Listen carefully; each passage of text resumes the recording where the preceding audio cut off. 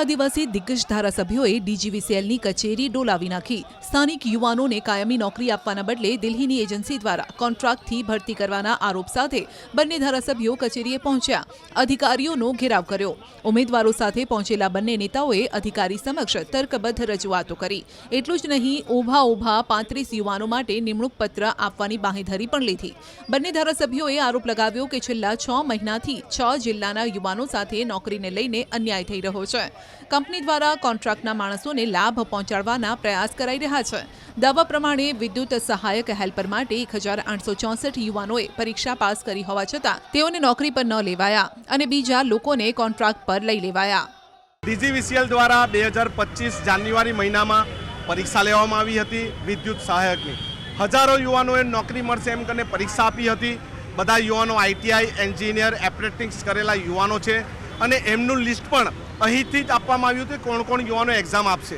Exam આપ્યા બાદ પણ એમને નોકરી ન આપવામાં આવી અને નોકરી ન આપવા માટેનું કારણ શું છે અને કેમ નોકરી મળવામાં વિલંબ થાય છે એ જવાબ લેવા માટે અમે હલ્લાબોલ કરીને અહીં આવ્યા છે।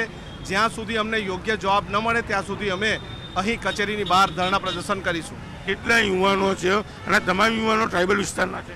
મોટે ભાગના યુવાનો ટ્રાઇબલ, એસસી, માઇનોરિટી અને ઓબીસી છે, જે કચડાયેલો વર્ગ કહેવાય તે છે। કારણ કે આ નોકરી વર્ગ 3ની છે। થાંભલા પર ઇલેક્ટ્રિક થાંભલા પર ચડીને જીવના જોખમે કામ કરવાની નોકરી છે અને એ કચડાયેલા યુવાનો, બેરોજગાર યુવાનો, નોકરીવાંછુ યુવાનો માટે આજે અમે આવ્યા છે અને અમને જ્યાં સુધી જવાબ ન મળે ત્યાં સુધી બેસીશું। અહીંથી યોગ્ય જવાબ ન મળે તો અમે કનુભાઈ દેસાઈના ઘરે જઈને હલ્લાબોલ કરીશું। ભરતી તો કરી દેવામાં આવી છે, તો એ કઈ ભરતી? ના, ભરતી નથી કરવામાં આવી। કર્મચારીઓ છે તે કોન્ટ્રાક્ટના બીજા આઉટસોર્સિંગ દ્વારા જે ભરતી કરવામાં આવ્યા છે એ ભરતી જે એફઆરટીના કરવામાં આવ્યા છે એ ભરતી કોઈ દિલ્હીની એજન્સી દ્વારા કરવામાં આવી છે। જો એ રીતે ભરતી કરવાના હતા તો અમારા વિદ્યાર્થીઓ પાસે પરીક્ષા કેમ લેવામાં આવી? અત્યારે દિલ્હીની કંપનીને 200 કરોડનું કામ આપ્યું, એ કોની સાથે ટાઈપ થયું?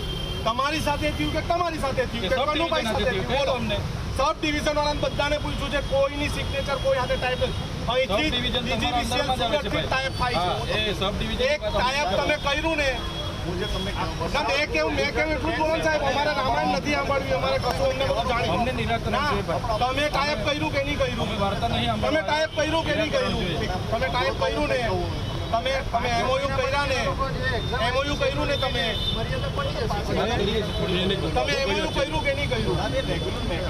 અરે આટલો જો તમે જવાબ જ નહીં આપવા, તમે એમઓયુ કર્યા કે નહીં? ડાયરેક્ટ પેલા 9 જણા સબ ડિવિઝનના ક્યાંથી આવ્યા? એ એજન્સીના માણસ ક્યાંથી આવ્યો? એ દિલ્હી વાળો ક્યાંથી આવ્યો? એ અમારા લોકલ છોકરાઓને જ લે છે, તો એને કેમ તમે જવા દેવ છો? મેં મારા 25 છોકરાને ક્યાં લગાવી દે તો લગાવી દેવાના? તમારા સબ ડિવિઝનના બધા અધિકારી એક જ વાત કરે છે કે અમને ત્યાંથી કીધું એટલે અમે 9 જણને લીધા। આઉટસોર્સિંગ સાથે કોણે ટાઈપ કર્યું? પૈસા લઈ લઈને બધાને લેવાના તમે આટલા બધા? આ તો સાહેબ રેગ્યુલર મેકમ છે, આપણો સેલેરી સ્કેલ સેપરેટ હોય। હા, એ ભરતી કરો, રેગ્યુલર ભરતી કરો। એક કોન્ટ્રાક્ટ બેઝ વાળાને તમે લેવા તો રેગ્યુલર વાળા નથી લેવાના। એ લોકોની જગ્યા પર થોડા આવ્યા। અરે પણ એ લોકોને કેમ લીધા? એનું કેમ નહીં? એ લોકોને કેમ મદદ કરવા માટે કોઈ મદદ કામ આ લોકોનું કામ એ જ કરે છે। આપણે સાહેબ ગેંગના માણસો રાખીએ। ના ના, આ લોકોનું કામ એ ગેંગના માણસો કામલા રોકવા વાળા હોય છે ભાઈ। એ ગેંગના માણસો એ લોકલ માણસ કે તમે દિલ્હી વાળાને ક્યાંથી આપ્યા તમે?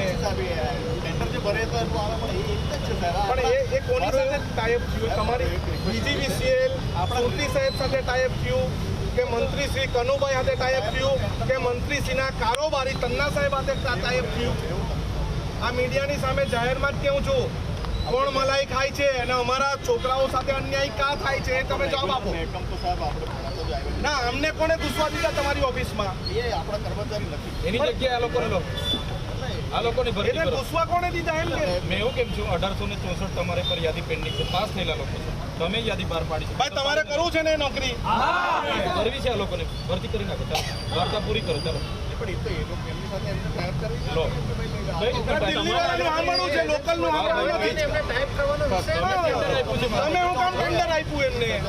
આજે અમે જ્યારે ડીજીવીસીએલ કચેરી ખાતે પહોંચ્યા છે ત્યારે એમના મુખ્ય ઇજનેર દ્વારા અમને બાહેધરી આપવામાં આવી છે કે કાલે 35 જણને એ લોકો ઓર્ડર આપે છે અને બાદમાં 100 જેટલા જણને નિમણૂક આપવાની વાત એમણે કરી છે।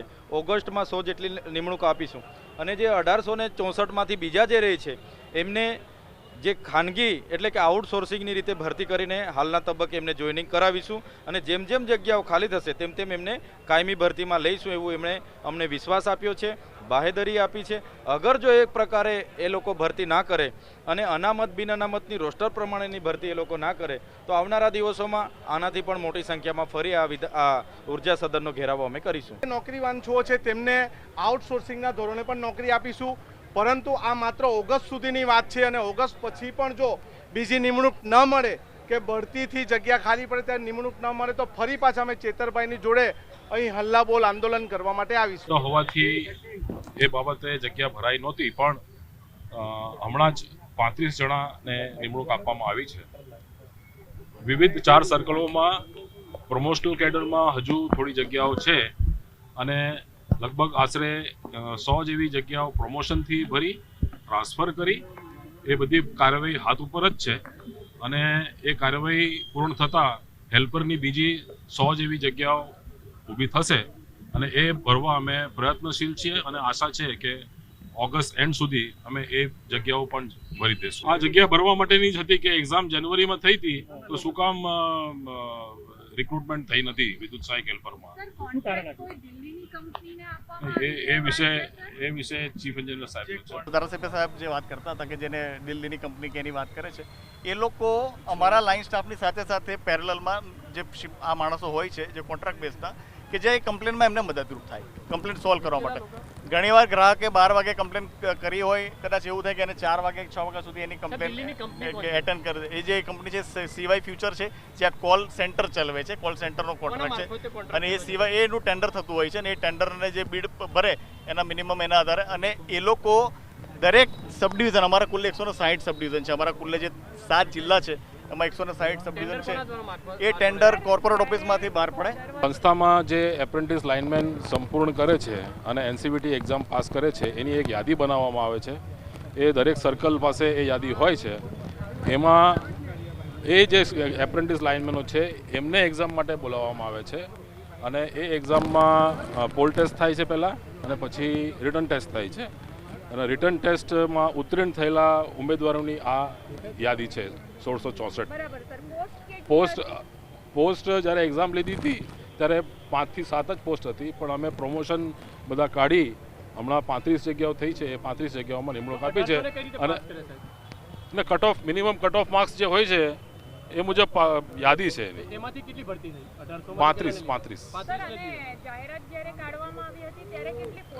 એમાં જાહેરાત નથી હોતી. એપ્રેન્ટિસ લાઇનમેન સંસ્થાના જ એપ્રેન્ટિસ લાઇનમેન હોય છે, એમની યાદી એમને જ બોલાવવામાં આવે છે, કોઈ બહારથી બોલાવવામાં આવતા નથી. પાસ થયેલા બાકી ઉમેદવારોને શું હવે? જેમ જેમ જગ્યા થતી જશે તેમ તેમ અમે નિમણૂક આપતા જશું અને એ મેરિટ યાદી વર્ષ માટે અવેલેબલ હોય છે અને દર વર્ષે અમે આ રીતે એક્ઝામ કરીએ છીએ અને આ કેન્ડિડેટ્સ એમાં અપિયર થાય છે અને મેરિટ મુજબ એ લોકોને નોકરી મળતી રહી છે.